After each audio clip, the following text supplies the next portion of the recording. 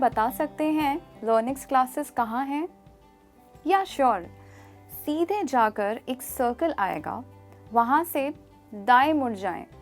थोड़ी ही आगे जाकर आपकी बाईं तरफ लर्निंग्स क्लासेस होगी। Thank you so much. देखा आपने कितनी आसानी से मैंने किसी को रास्ता पूछा और कितने अच्छे से उसने मुझे रास्ता बताया। पर यही सवाल अगर आपको इंग्लिश में पूछना पड़े तो कैसे पूछेंगे? ये जानने के लिए पूरा वीडियो देखिए। उसके बाद आप भी बहुत आसानी से किसी से भी रास्ता पूछ सकेंगे और रास्ता बता भी पाएंगे। Welcome back to our channel. आप देख रहे हैं लर्निंग्स और मैं हूं आपकी इंग्लिश ट्रेनर मायरा। चलिए आज का लेसन शुरू करते हैं। सबसे पहला शब्द जो आज हम सीखेंगे वो है एक्सक्यूज़ मी। इसके कई मतलब होते हैं, जैसे माफ़ कीजिए या फिर सुनिए। मतलब समझ गए हैं तो चलिए इसके कुछ सेंटेंसेस फ्रेम करते हैं। सुनिए या फिर माफ़ कीजिए, यहाँ नज़दीक कौन सा रेलवे स्टेशन है? Excuse me, where is the nearest railway station? अगला एग्जाम्पल है, माफ़ करना, मैं यहाँ नया हूँ। Excuse me, I am new here. मैं यहाँ की रहने वाली नहीं हूँ।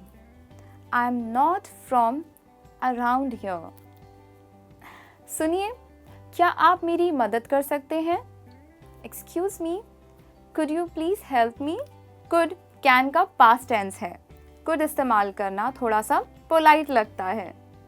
और अगर आपको लगता है कि आप रास्ता भटक गए हैं तो आप ये भी कह सकते हैं, माफ़ करना, मुझे लगता है मैं भटक गया हूँ। Excuse me, I think I am lost. तो ये हुए कुछ तरीके बातचीत शुरू करने के लिए। अब चलिए शुरू करते हैं रास्ता पूछना। क्या आप मुझे नज़दीकी हॉस्पिटल का पता बता सकते हैं? Can you please give me directions to the nearest hospital? यहाँ नज़दीक में कोई बस स्टॉप है? How do I get to the closest bus stop? यहाँ कहीं पार्किंग लॉट है? Where can I find parking lot? तो ये फ्रेजेस आप तब यूज़ करते हैं जब आप कोई स्पेसिफिक लोकेशन नहीं ढूंढ रहे हैं। चलिए अब देखते हैं कुछ ऐसे फ्रेजेस जहाँ आप कोई एक जगह ढूंढ रहे हैं। क्या आपको पता है ये शॉपिंग मॉल कहाँ है? Do you know where the shopping mall is? यहाँ से सबसे सही रास्ता कौन सा होगा अम्यूज़मेंट पार्क जाने के लिए? What's the best way to get to the amusement park from here? माफ़ कीजिए, मैं ये पता ढूंढ रही हूँ। Excuse me, I'm looking for this address. अब कंफर्म करने के लिए आप सही जगह पर हैं या नहीं, आप कहेंगे, क्या मैं सही जगह पर हूँ? Am I at the right place? मैं वहाँ से कैसे पहुँच सकता हूँ? How can I get there? क्या मुझे बता सकते हैं ताज होटल का रास्ता? Could you please tell me the way to Taj hotel? तो ये सारे हुए रास्ता पूछने के तरीके। अब हम देखेंगे कि कैसे किसी को रास्ता बताया जाए। सबसे पहले हमने सीखा था कि किसी को रास्ता पूछते वक्त किन शब्दों का इस्तेमाल करेंगे, करेक्ट? और वो शब्द क्या है? एक्सक्यूज़ मी। जी हाँ, तो बिल्कुल वैसे ही जवाब देने में भी हम श्योर या फिर यस श्योर का इस्तेमाल करेंगे। श्योर का मतलब होता है ज़रूर, यस श्योर का भी या फिर या श्योर का भी सेम ही मतलब होता है, हाँ ज़रूर। वैसे अगर आपको भी रास्ता नहीं पता तो आप क्या कहेंगे? माफ़ करना, मुझे नहीं पता। I am sorry, I don't know.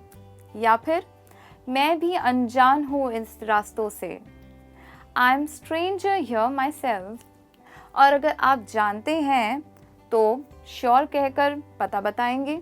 अब सबसे पहले जब सीधे जाना कहना हो तो देखिए कितने सारे तरीकों से आप बता सकते हैं। तो फर्स्ट एग्जाम्पल है सीधे जाइए, गो स्ट्रेट। इस रास्ते पे सीधे जाइए, go straight along the street. Church की तरफ जाइए, गो टुवर्ड्स द चर्च।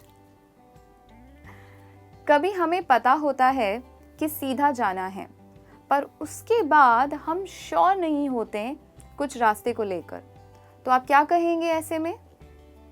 सीधा जाइए और वहां से किसी को पूछ लीजिए। Go straight and then ask someone. 1 kilometre तक सीधा जाते रहिए। Continue straight ahead for a kilometre. सीधा जाते रहिए, फिर आपको राइट में दिखाई देगा।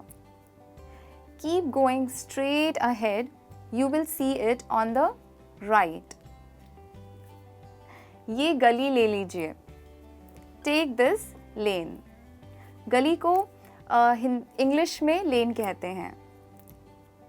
तो ये सारे फ्रेजेस सीधे रास्ते बताने में काम आ सकते हैं, पर जब रास्ते थोड़े टेढ़े मेढ़े हो, यानी जब बहुत सारी टर्न्स और लेफ्ट राइट हो, तो कैसे बताएंगे?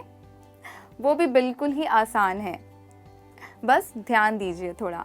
यहाँ से सीधा जाकर राइट मुड़िए, go straight and then take a right turn.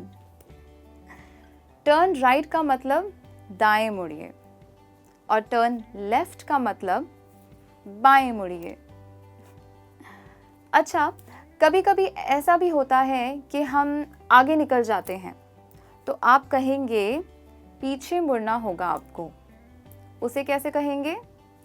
Turn back, या फिर टर्न अराउंड, या take a U turn. U turn का मतलब गाड़ी मोड़कर वापस जाना।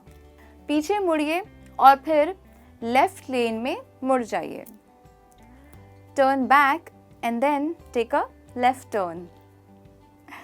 किसी जगह का इस्तेमाल करके बताना हो तो, यानी कि कोई लैंडमार्क आपको बताना हो, तो आप कैसे कहेंगे? पुल के बाद बाएं मुड़ जाएं, take left after the bridge. MG road से लेफ्ट लीजिए, turn left on to the MG road. Bakery के बाद लेफ्ट ले लीजिए, turn left after the bakery. ये एग्जाम्पल्स हमने देखे डायरेक्शन या रास्ता बताने के। अब कई बार ऐसा भी होता है कि किसी जगह का पक्का पता होता है आपको, जैसे कि सड़क पार करके, या फिर बैंक के पास, या मॉल के ठीक सामने। आइए देखते हैं इस तरह के सेंटेंसेस इंग्लिश में कैसे कहेंगे। मान लीजिए किसी ने पूछा आपका घर कहाँ है, तो आप कैसे कहेंगे?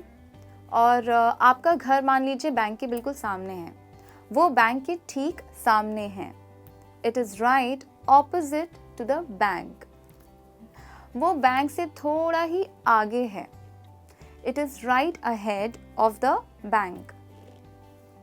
क्या आपने नोटिस किया यहाँ पर, जब मुझे सामने कहना था तब मैंने ऑपोजिट शब्द का इस्तेमाल किया, और जब मुझे आगे कहना था तब मैंने अहेड का इस्तेमाल किया।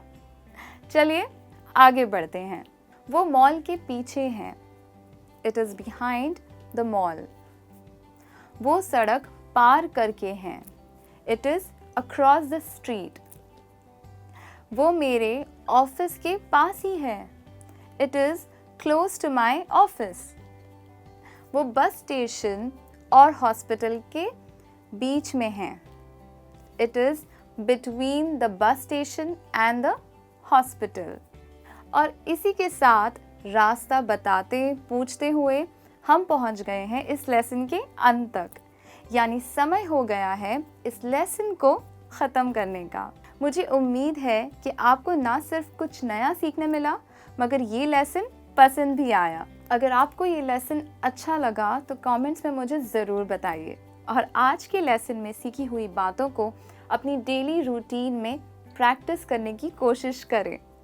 मैं जल्दी मिलूंगी आप सबसे किसी नए लेसन के साथ, तो तब तक के लिए देखते रहिए और सीखते रहिए। Take care and good bye.